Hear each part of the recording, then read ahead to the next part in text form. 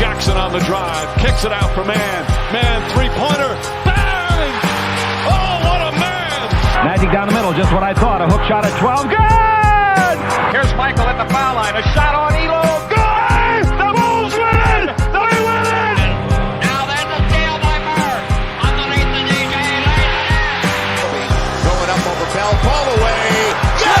Yes! At the buzzer, he does it! Was there ever a doubt? A Smith screen, Posey will defend. Oh! LeBron James with no regard for human life! It's a physical game. Oh, me, oh, my! A monster jam by Blake Griffin!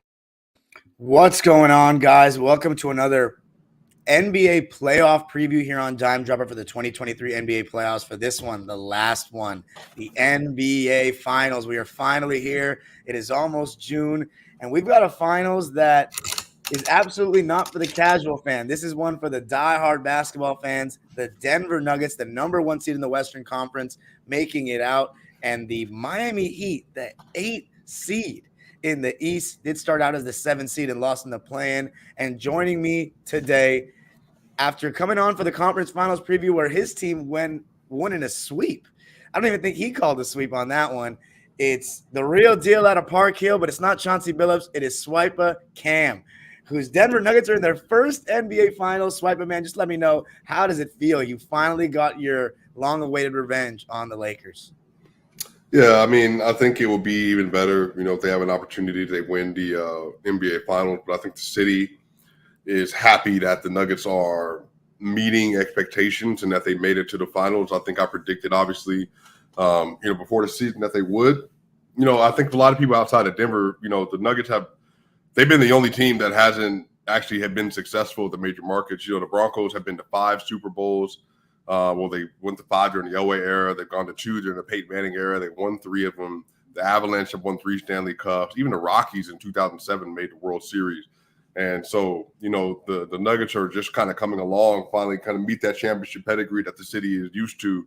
And I think the city is responding with the expectation of winning. So I think everybody will be even happier if they're able to close out this series.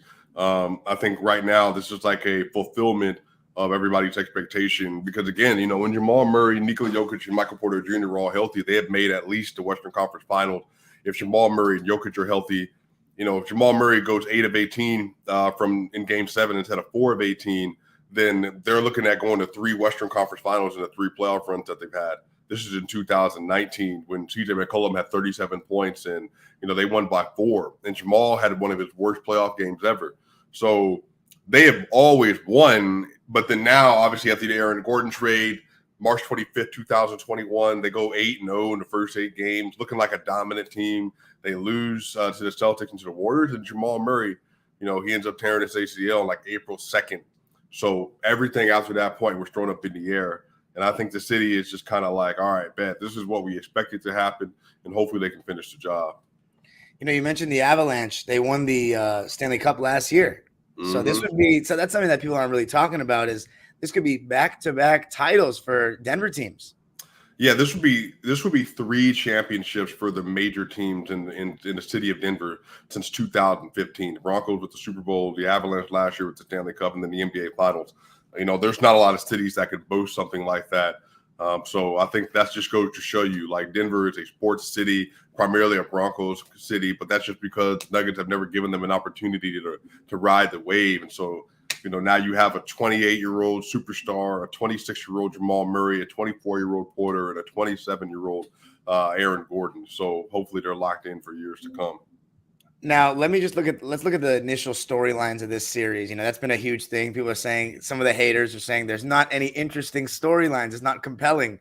But I think there's obviously so many great ones. You have Denver in their first ever NBA Finals. You have Nikola Jokic, who is on the cusp of doing something so special. I remember, for many years now, hearing people say that a center will never be the best player on a championship team again in this new NBA. Yeah. Jokic is on the verge of changing that narrative and maybe getting, bringing the big man back, even though he's so unique, but maybe teams will look at their big man as someone that can lead them places again. And then you have Jamal Murray, as you said, coming off the ACL injury and playing at such a high level. MPJ, who my Clippers passed up on because of his back, and now he's a starter on a potential championship team. Aaron Gordon, who a lot of people were saying, didn't really achieve his potential out of Arizona, but now he's kind of in this Andrew Wiggins kind of role, guarding the best player and reinvented himself as this great role player. And then you have the Miami Heat, who are an 8 seed, coming to the finals for the, only team besides the 99 Knicks. Jimmy Butler's been amazing. They nearly blew a 3-0 lead.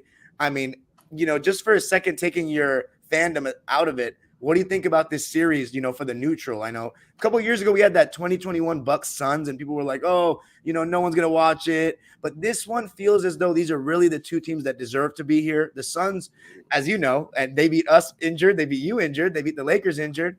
The Bucks beat the Nets injured. It really feels like these two teams really are the best teams in these playoffs. How do you feel, though, about the series overall, storyline-wise? Yeah, I just think it's just crazy that I think it's not even more people not wanting to watch it. It's just the narrative that people aren't going to watch it. That's been the demonstrative tone. I think this idea that the NBA is so against its own product that fan bases are like, well, I'm not going to watch because I'm not interested. The NFL, I've never watched Patrick Mahomes in Kansas. And I brought this point. Patrick Mahomes is in Kansas City. Joe Burrow is in Cincinnati. Lamar Jackson is in Baltimore. I'm watching every single one of those games. I don't care who they're playing. They're the Super Bowl I'm watching. Like, that's so crazy to me. You don't want to watch overwhelming talent. Jimmy Butler had a chance to win his first NBA Finals. Nikola Jokic has a chance to win his first NBA Finals. You could be watching. George Karl said this years ago. George Karl said a couple years ago that Nikola Jokic, if he does what he needs to do, take care of business, wins a couple championships, he could be a top 10 all-time player. This is George Karl, one of the seventh winningest coach, I think, in NBA history. So, again, you could be watching one of the greatest players of all time, and you are watching one of the greatest players of all time in their prime with a healthy roster. And then on top of that, you get to watch Jimmy Butler, who is one of the best American storylines in the NBA. Came from Marquette, drafted by the Bulls, defensive aide, goes to the Bulls, become an all-star player, gets traded, shipped around, goes to Minnesota, goes to 76ers, revitalizes the Miami Heat program, 3 Eastern Conference Finals in 4 years, 2 finals in 4 years. Like, why would you not want to watch that? Caleb Martin, the resurgence, going from a no-name player with no tick last year, averaging 19 points a game in a Eastern Conference Final, takes down Tatum, takes down Jaylen Brown. And then I got Kyle Lowry, NBA champion 2019, coming off the bench. Tyler Hero might come back for game 3. Duncan Robinson, resurgence project, couldn't play any defense. Now he's playing back in the NBA final. And then you get like Hightower coming off the bench, a no-name, but playing great two-way ball. And then you get Bam Adebayo, one of the best defenders of his generation, and you get a chance to watch him, see if he can square up versus the best offensive player in his generation. And then on top of that, you got Max Strus. You got players like Gabe Vincent with no background coming out of nowhere with a top coach of all time in Eric Spoelstra. And they got a GM and team president in Pat Riley, who led the New York Knicks on their greatest run ever, the Miami Heat on their greatest run, and then eventually, well, obviously with the Lakers and all that stuff, everybody remembers that. But then eventually taking this team, leading it, getting LeBron, getting Chris Bosh, and taking them to 4 finals, basically. And you telling me that's not a compelling storyline because that's not LA, that's not Boston, that's crazy. Not only is it casual, it's disrespect to the game. If you're a basketball fan, watch hoops. Like that, I can make up all kind of stuff. If the Heat were playing versus the Memphis Grizzlies, both franchises, the Memphis has never won anything. Zach Randolph, Paul Gasol, Tony Allen. This is a nod to that era with John Moran and all these players, Desmond Bain, Jaren Jackson Jr., Xavier Tillman. You telling me you can't watch sports because you don't have big market bias? Like, that's crazy to me. So, and you could tell ESPN Countdown when the Lakers were getting swept out the building, they all sad and depressed. I wanted to be in LA. I wanted to visit Malibu. I wanted to see all these great cities. I want to hang out in the sunshine and the beach. Well, guess what? You here to relax? You here to tell a Kim Kardashian story? You here to watch basketball? Because I need to know. Because I'm getting ready to watch one of the best players of all time playing in the playoff series in an NBA final in the first time in franchise history. And I don't care who on the court. So, Dom, I just ain't never been with that. That's always been weird behavior to me. But, again, I know everybody can't watch the game the same way. So it is what it is. Yeah, I think you nailed it best. I'm a basketball fan, so I'm always going to watch anything that's the NBA Finals, of course, any NBA playoff series. And this one, I mean, I'm very excited for, especially because you mentioned, you know, with that big market thing. I'm from Los Angeles, so we are the big market. Like, I'm very excited to, and I think a lot of people feel this way. people don't really hate the Heat or the Nuggets. So like there's a lot of people that are going to be watching this series without hating a team. And I think also though that could hurt ratings. There are people that hate watching teams, but I think there's a level of no stress that a lot of people have going to watch this finals like me and are just excited to see either team win. Now, I am pulling for you guys a little bit because you've never won a championship, and the Clipper fan in me has that sympathy, whereas the Heat, I have seen them win all 3 of their titles. And this is interesting to see because we didn't see this Jimmy Butler Heat rendition make the finals with fans. So this is going to be the first time we see the Heat with fans in the finals since 2014, since LeBron and the Heat got smacked by San Antonio. Let's talk about the Lakers series for a second. So I'm pretty sure you had Nuggets in 6. I had Nuggets in 7. What were your thoughts on the sweep? I mean, every single game was close. I mean, to sweep the Lakers, to sweep the great LeBron James, only the 3rd time that's ever happened. And I've been saying this on my channel. The first 2 times LeBron's been swept, he was clearly the underdog. Like the 2007 finals and the 2018 finals. You can say he was clearly the underdog here, but you know as well as I, there were tons of people picking the Lakers to win the series against you. Tons. And you beat them in a sweep. All the games were close. To me, the biggest difference was in every single game, you had the best closer, Jokic or Murray. I mean, game 2 felt really shaky, and then Murray just went nuclear. I mean, let me know what your thoughts were on the series, how you guys played, and, I would assume that makes you more confident going into the finals that you swept them.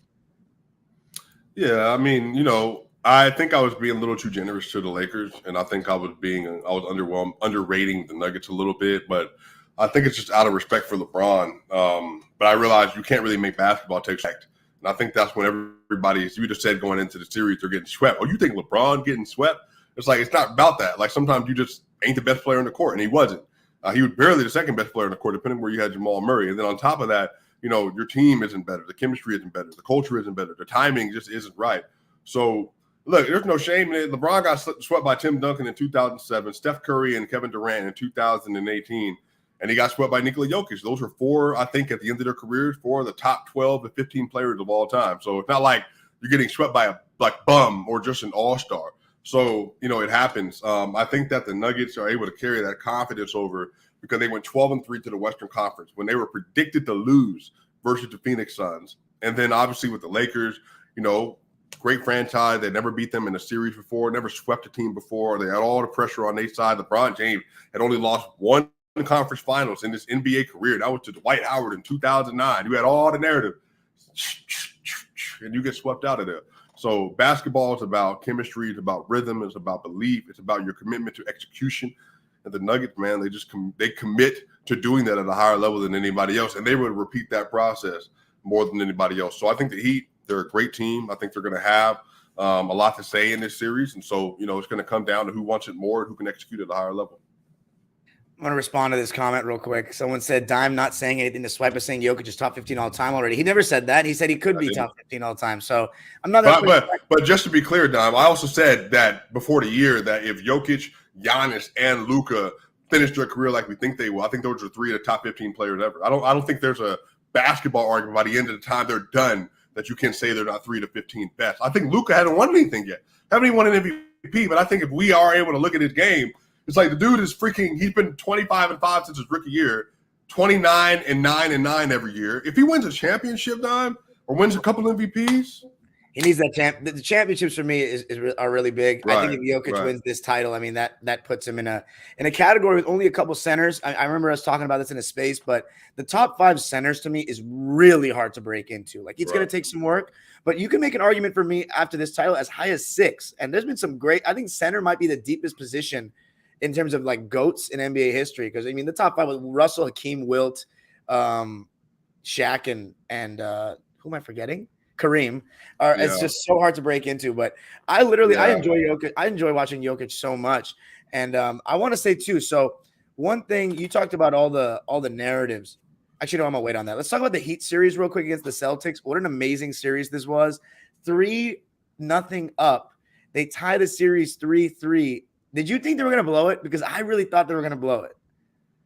Man, it's just really hard to beat a team 4 times, man. Like in a row. Yeah, bro. Like 4 times. And then think about all the energy it took the Celtics to get back in the series. And they had to claw. And then by the time game 6 ended, they barely won because it was a tip in from Derek White. So really, without just miraculous clutch play and then some mistakes. Jimmy Butler wasn't good, by the way, games 3, 4, and 5, and then wasn't great in game 6 until the fourth quarter. So they had plenty of opportunity because the best player in the Heat wasn't playing well. So, but beating them 4 straight times, man, the level of energy that it would have taken to do that, the fact that they even got back in the series is impressive. But again, the Celtics were like this all year. They got blown up by 50 by the Oklahoma City Thunder without Shai Gilgeous-Alexander. They were beat by the Orlando Magic 3 times, I want to say. The signs were there. It's just that everybody was saying, well, there's talent, their history. At the end of the day, the Heat were just a better team when it mattered most, and not in the regular season, but in the playoff. And, you know, I'm not even like really all that surprised. I think the Heat, again, showed their flaws that they even allowed them to get back in the series like that, because the Heat, again, their shooting variance is crazy. They shot 45% in the series from 3, I want to say. So, yeah, if you do that, you're going to beat some really good teams. But I think all this really says that the Heat were really good, but the Celtics were also very flawed. Yeah, the Miami Heat are really impressing me in the sense that their whole knock was their supporting cast was super inconsistent. They had regressed from last season. And when we saw Tyler Hero go down, these guys have all just stepped up like crazy. Gabe Vincent, Max Strus, Caleb Martin's performance in this conference finals was like just ridiculous. I mean, he's averaging 14.6 rebounds in the playoffs, and he's shooting 56.6% from the field and 44% from 3. I can't believe what I'm seeing right now. As you mentioned, I mean, Jimmy Butler, he has been amazing in the playoffs. He had a rough patch there in the series, but do you think Jokic and Butler have been the 2 best players in the playoffs so far? Because everyone's been talking about these are maybe the 2 best coaches remaining. Spo and Malone have done such a great job, and I honestly would agree with that take. But what about the players? You think Jokic and Butler have been the 2 best players in the playoffs? Yeah, I think Butler was definitely number 2. But again, man, he really slipped in that series. And he's averaging like 24.5, 25 points a game since series 1.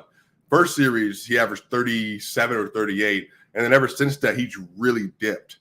So, you know, he's kind of come back to earth a little bit. So I think Butler, you could make an argument for number 2. You know, everybody's hating on Anthony Davis now because Anthony Davis got cooked by Joker. But he averaged 27 in that series and 14 rebounds and 2 blocks and like 2 steals almost. So, again, I think AD has an argument. I think Devin Booker was incredible over the run that he had in the first couple of rounds. So I think it's fair to say that it's still Jimmy Butler. I thought Jason Tatum played really well, even though obviously he turned his ankle in Game 7 and all that stuff. So, yeah, I think it's fair. I think it's fair to say that Jimmy Butler's still been the second best player in the playoffs. Yeah, so Jimmy, he's averaging 28, 7 and 6. Those are like, LeBron numbers damn near. 48% from the field, 35.6% from 3. I think part of what you got to think about is that injury he sustained in Game 1 against the Knicks. I don't know if it's just he's playing against higher level competition and you're seeing because Jimmy Butler, as good of a scorer as he is, he does have some limitations. He heavily favors it going to his right. He jumps off 2 feet a lot, comes to a full stop. And you saw, and I think one thing that's going to be big for the Nuggets paying attention to is when the Celtics stopped biting for his pump fakes, huge changes in terms of, his shot making and the shots that he could get off. And I think that's a big thing. Now for Miami, as I said, the main thing for me is the supporting cast. I kept picking against them because I felt like they were going to come back to earth. But they just keep playing at a high level. I don't even know what to say. Like Duncan Robinson, Kyle Lowry, Caleb Martin, all these guys are playing so well. You mentioned Tyler Hero. I'm honestly kind of convinced they might play better without him. But that we'll see if he comes back. I just think that taking the ball away from him, let other guys shine, and their defense looks to be a little bit better. I think the big wild card for the Heat, though, is Bam Adebayo offensively. He's the one that I always – I think to win a championship, he needs to average like 20 points. I don't think he does that consistently enough. His touch around the rim is very inconsistent and doesn't have that confidence. Like when he catches the ball, he'll be left – you guys are going to leave him open for that mid-range. And he sometimes makes it, sometimes doesn't. But he never, gets the ball and says, oh, you're giving me space? All right, I'm going to make you pay with confidence, like conviction in his shot. To me, that's my thing with Bam. He's, as you said, one of the better defenders of this era. He's so good. But offensively, I think he can leave a little bit to be desired. But let's think about this. So a lot of people are talking about rest versus rhythm. You guys have been on vacation for a while, or getting ready, I should say. And the Heat are just coming off a grueling 7-game series. How much of a factor do you think rest is going to be, especially given that you have home court advantage and you're undefeated at home in the playoffs? Yeah, Kevin Pelton on Zach Lowe's show yesterday, he brought up the ESPN stats and information, or stats and data. And he said that home teams going into the finals with at least 5 days more of rest than their opponent. They're 8-1 in game ones, and they're 8-1 in those series. So the Nuggets have 9 days of rest. They have a 7-day rest advantage, I think, over the Miami Heat. The Heat just finished playing now 2 days ago, or 1 day ago, 1.5, depending on what we want to do the timeline. So, I mean, NBA history says that the rest matters way more, and that, going from Boston 7-game series, fighting for your life, taking 2 days off, and then going to Mile High City to play against the best team in the NBA and the best player in the NBA, that could, end up being a big part of it. But, I mean, ultimately we'll see. I think that the Heat are going to be well prepared. I think Spoelstra has brought up today, actually, in the press conference that, he thinks that if you could tip the ball off of Mount Everest and they'll be ready to play. So they obviously believe in who they are. So, we'll definitely see. Yeah, Eric Spoelstra, I mean, how much does he worry you? Just being the great coach that he is, having more experience in the finals as Mike Malone. I mean, obviously Eric Spoelstra can't play, but does that worry you a little bit because of how tricky he is and how creative he can be? Yeah, not worry, but it's coming, I guess is what I would say. Like, the adjustments are coming, the zones are coming, the schemes are coming. They're going to front Joker. They're going to try to be really, messy with how they're disrupting the two-man game. Offensively, they're going to try to attack the Nuggets' weak points.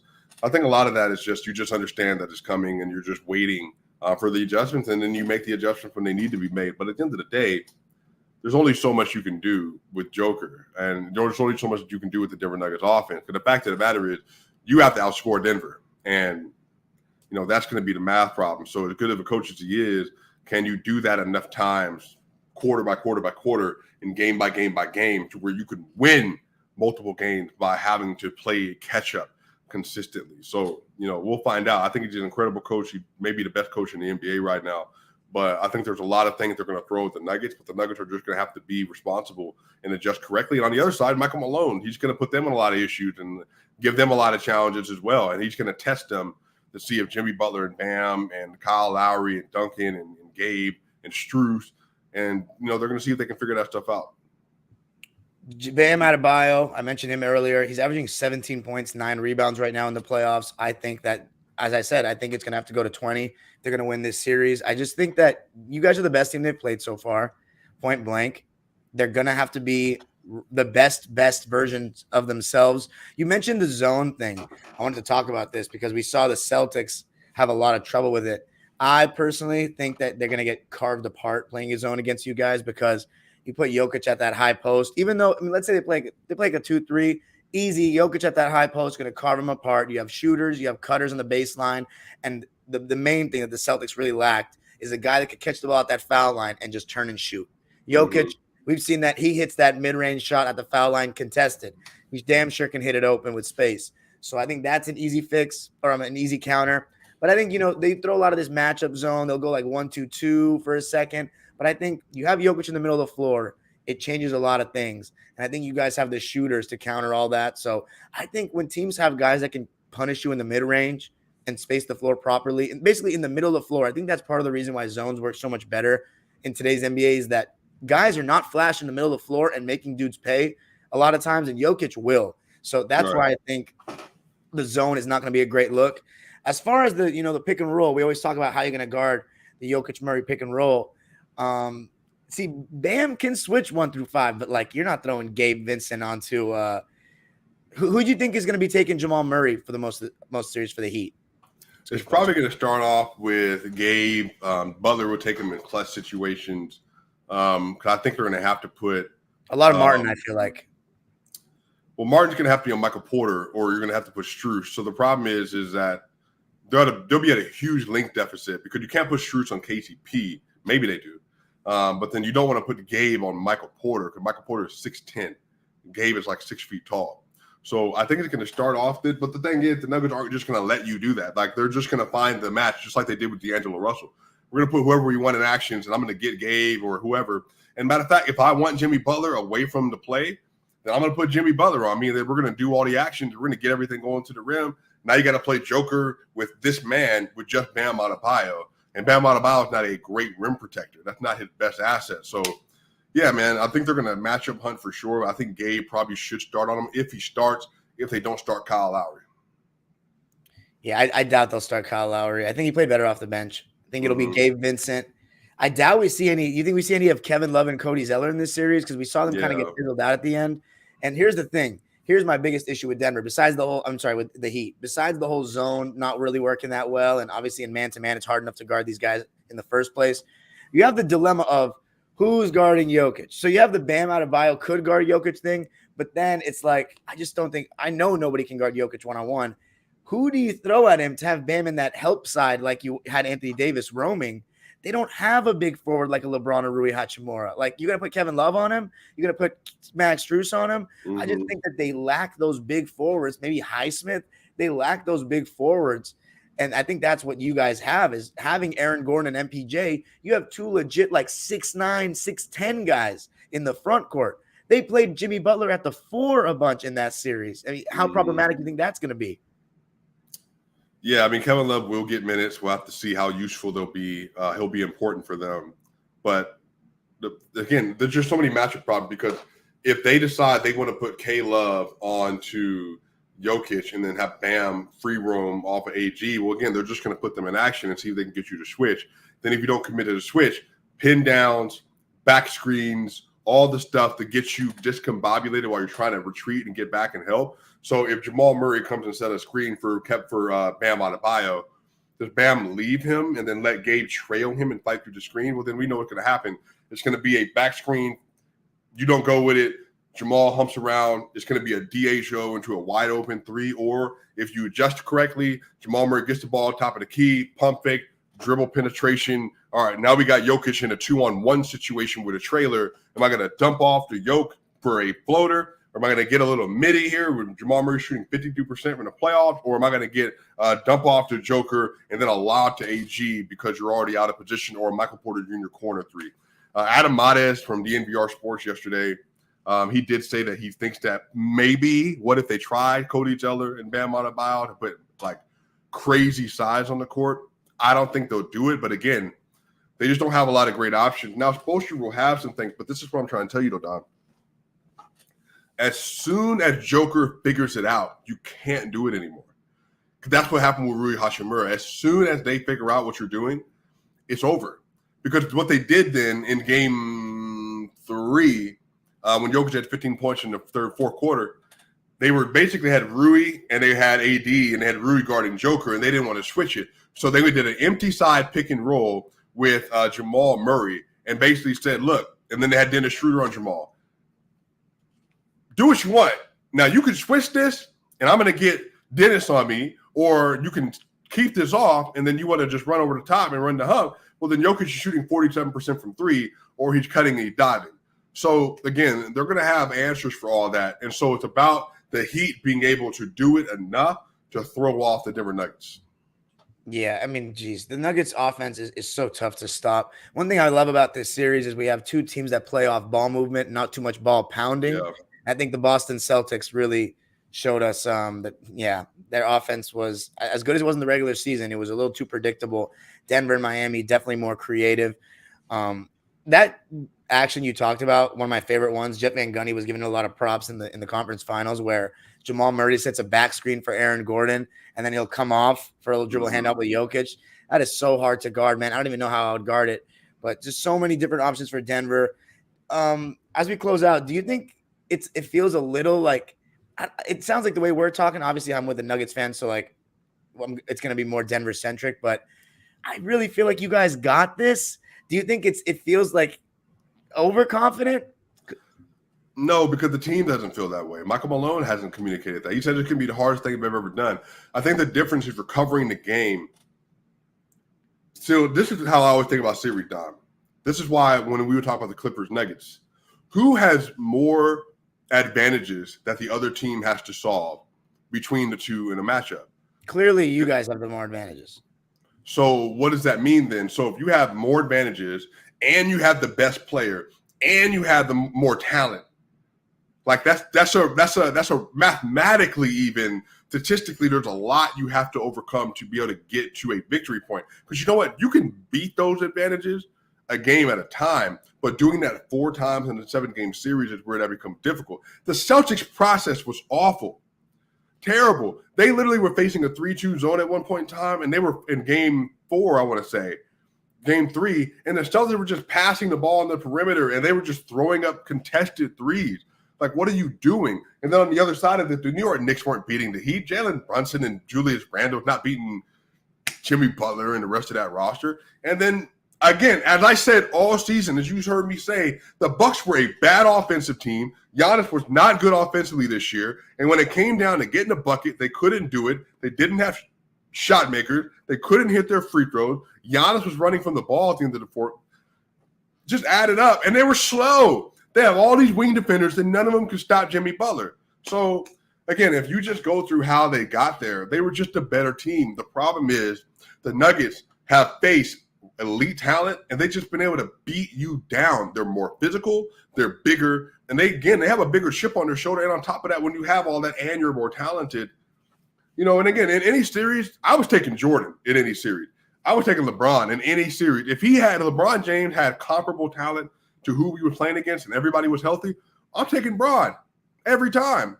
But if you got Kevin Durant and Steph Curry, and then you got Kevin, you can't do nothing about that. It's over. It's done. So for me, it's like you have Jokic. They don't. You have Jamal Murray. You have a team that's been together for years. You have the chemistry, the dynamics. And again, it's not like you're like overconfident. You just know you know who you are. So I just think that all that together, man, it's just I just think it's going to be a challenge. It's not to say Miami can't do it, but it's going to be a challenge. Do you think Butler has to outplay Jokic for the Heat to win? But that's what I'm saying. So, Don, let me ask you. So this is what I mean. I think for the Miami Heat to beat the Denver Nuggets, Butler has to at least be on the level of Joker to almost outplaying Joker in the series. Yeah, I agree. Then my next one is Bam averaging 20. That's my other one. But when has he done that in the playoff series? I know. It's tough. He wouldn't shoot layups over Derek White, bro. I know. They're going to have to really, really get stops, which is so hard to do. Something that everyone has said in every series is, well, we're going to put Jokic in the pick and roll and exploit him.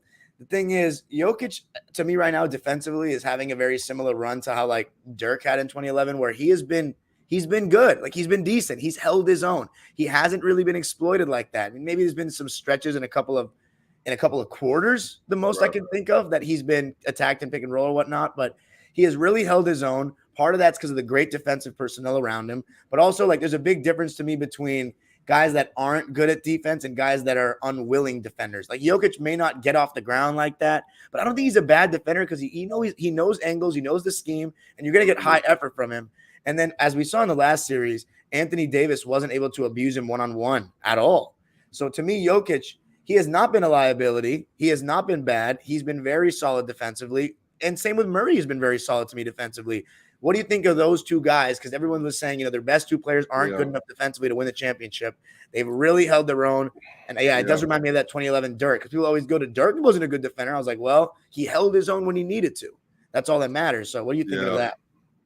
Yeah, Murray's the weak link relative to the rest of the roster when it comes to defense. So Jimmy Butler's going to hunt him. But the problem is Murray is still 6'4.5". So, like, if LeBron's hunting him, sure, LeBron is a super freak. So he's bigger than anybody. Like, he's going to do that. But, if Jimmy's going to hunt Murray, then, again, you live with it. But also, like, you just don't panic in those situations. So I think that's the thing. Like, Kevin Durant, when he was getting isolations on the wing, they said, let him have that. Just contest it too. That's all you have to do. If he misses, he misses. If he makes, he makes. But if you miss, we're running. And I think that's the thing. If Jimmy misses and he had Jamal Murray on him, they are running. And they're going to see if they can get a size mismatch against you. And Jokic is going to beat Bam down the court. And people are going to be like, how is he doing this again? But that's just what he does. So, again, I think you're going to have to live with Jamal Murray at times being isolated on Jimmy. If you get to an end of a game situation and you don't want to do that, then, hey, you know what? Go under. You know why? Because he is shooting 28% from three since the first round, Jimmy Butler. So if he's going to make those shots, then he's going to make some of those shots. But you know what? I'm going to have to live with it the same way you got to live with LeBron doing it. Yeah, we're probably going to see a lot of Aaron Gordon on Jimmy Butler, I assume. Mm-hmm. Aaron Gordon has really held his own on just about everybody so far. I think Murray's going to have a really good series. He's just been great in every single series. He just finds a way. And I think one thing that's been so great for your defense is when Jokic comes out and hedges, you have MPJ and Aaron Gordon on the backside, and that's just huge. You have basically secondary and rim protection. But, yeah, overall, Denver Nuggets, Miami Heat, I'm feeling pretty good. I'm going to go with the Nuggets in 6 games. What are you going with? Yeah, last night on the Den Vendors show, I gave my official prediction. I'm going to drop it on Twitter today, but I'm going to respect the Heat, and then I'm also going to just expect what the Nuggets have done. I'm actually picking the Nuggets in 5. Okay. Again, this is not like about like the Heat not being good. The Heat could win this series, and but I think again, it's just like the extreme would have to happen. 45% from 3 again, and Jimmy Butler is basically putting Jokic in a chokehold, and it's like, is Jimmy Butler, is he a top 3 player in the NBA type deal? Because so I think it's going to be Nuggets in 5, but we'll see what happens. Yeah. My last thing too is there's been a lot of talk between Mike Malone and the media and how they're kind of slighting you guys and stuff. There's nowhere to hide now. Everyone's going to be watching. How does it feel for you as a fan of a team that doesn't really get their attention throughout the regular season, that now you're going to be on the biggest stage in the NBA? I'm guessing it's already been surreal for you, like seeing the finals logo on the Nuggets jerseys and like just seeing all the media stuff. Like, this is an experience that I still haven't had with my NBA team. And I mean, how does all that feel? And like, do you feel like you got to win this? Like, this feels like it's meant to be for you guys, man. And I'm not going to lie, I have a little bit of an agenda to push as well with the whole seeding thing. I said top 3 seeds win rings. So I'm going to need my agenda to keep pushing, because these Clipper fans, they need to realize that our process is bad in the regular season. And they were just like, whatever seed we get, it doesn't matter. I just don't believe in that. I believe in creating good process and continuity throughout the year. Bro. You see what they're saying now about the Nuggets run, because they beat an 8 seed, a 4 seed, and a 7 seed. And now people are complaining, saying it's a weak ring, when it's like, well, they're the 1st seed. And again, to your point, like, the Heat had to do this. They beat the 1 seed, they beat the 5 seed, and then they beat the 2 seed. That is almost impossible to do, to your point, which is why you got to take the regular season serious. Absolutely. And then one thing, I think the last thing I'm going to say is pace is going to be big in this series. Same with the Celtics series. The faster the pace, the more it favors you. Heat are going to want to muck it up and slow it down. One thing I love about Jokic is he has that ability, even like Magic did it to an extent, just a lot slower, but he can get the rebound and just go and push 5-on-4 numbers. And I think that's such a luxury. But yeah, man, thanks. Hey, thanks so much for joining me, bro. This was really great. I got a question for you. Could you love basketball history? Yes. Do you think that if Jokic completes the job, is this a top 3 offensive season of all time for you? Wow. In my time watching basketball, it absolutely is. It's hard for me because I haven't gone through the 80s yet and seen Magic. I think he's probably put together some insane. Yeah, go ahead. Say something. Where are you right now in your timeline watch? Because you're watching basketball history. 71, but don't worry. This summer we're getting back to it. But I think, look, 2016 Curry would have been a great one, but he didn't get it done. Yeah, didn't end it. I can't really give an individual player the props for 2017 and 18 because KD and Steph both were just so nuclear. Dude, it might be the best offensive individual season that I've experienced in my lifetime. And we talk about offense. Obviously, the NBA, since the three-pointer has gone crazy, the last 7 years, it's been more of an offense-heavy league more than anything. So in these last 7 years, I'd say, yeah, this might be the best offensive season of my time watching hoops, honestly, if he wins it. I really think so. Yeah, the ones that come to mind for me are the 87 year for Magic. Yeah, that one's crazy. Yeah, that was an incredible year. I wasn't alive for that one either, but again, it's just like researching the 91 Bulls team with Michael Jordan. Like, I thought, like, I've had a Jordan agenda for years. I thought Jordan was the best player in the NBA by 87. So, like, I was full, like, bought in. Then I was just his 84, 85, 86, 87, his 4th year in the NBA. I thought he was the best player in the league. And then I think the 2012 season from LeBron, obviously it's incredible. 2-way, 2018 Bron, 2015, 16 Steph. But again, he fell off a little bit in the playoffs. But Jokic, bro, if Jokic goes from averaging a 25, 12, 10 triple-double on 70% true shooting to 30, 13, and 10 to an NBA championship through 4 rounds, yeah, I don't know. And Rudy Gobert, DeAndre Ayton, Anthony Davis, and Bam Adebayo on the run too. Yeah, that'd be crazy. 30, 13, and 10 on 54% shooting, 47% from three. This is just like, these are Wilt numbers right here, man. Or should I say Jokic numbers. Shout out to everybody that listened, man. Appreciate everybody for joining. Swipe, let them know where they can find you, even though a lot of people are here from your channel anyway.